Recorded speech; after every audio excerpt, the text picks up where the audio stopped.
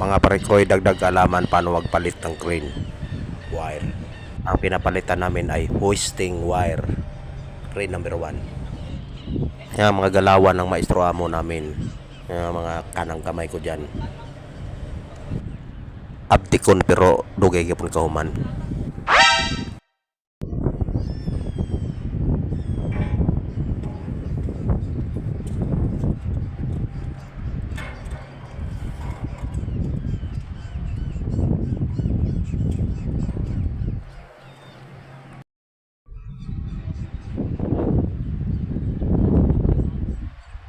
Tara, signal na niya ibinambirwan ako para tanggalon na niya yung galing twisting nga timbol.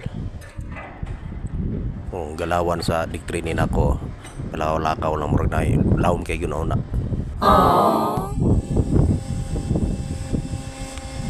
Ibinambirwan ako. So sa kiside-side ani.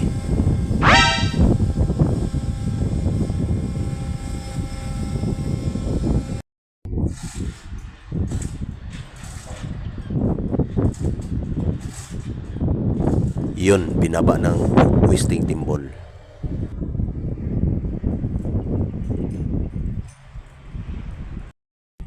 Ngayon at saka yung luma pinagdugtong na para ready to heave up na.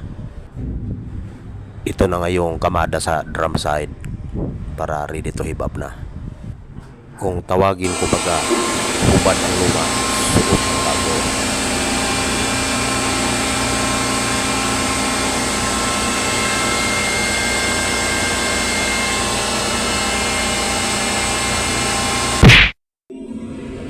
Yun, pinaba na yung luma, kinukuwil na pababa.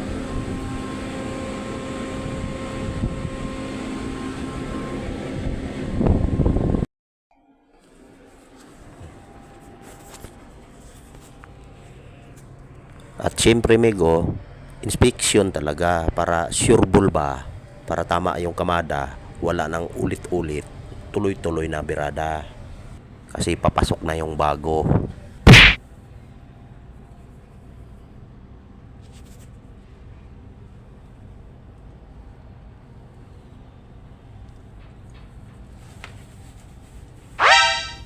Oops, may kawang. Back job, di pasados quality. Ulit. Pwede na, sir? Ha? Pwede na.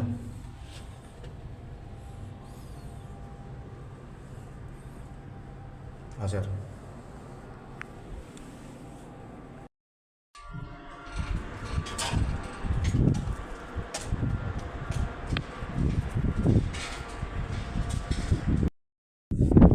Yun, inislakan muna namin yung hoisting, saka pa luwagan at birahin ulit para yung ayos yung kamada doon sa may drum.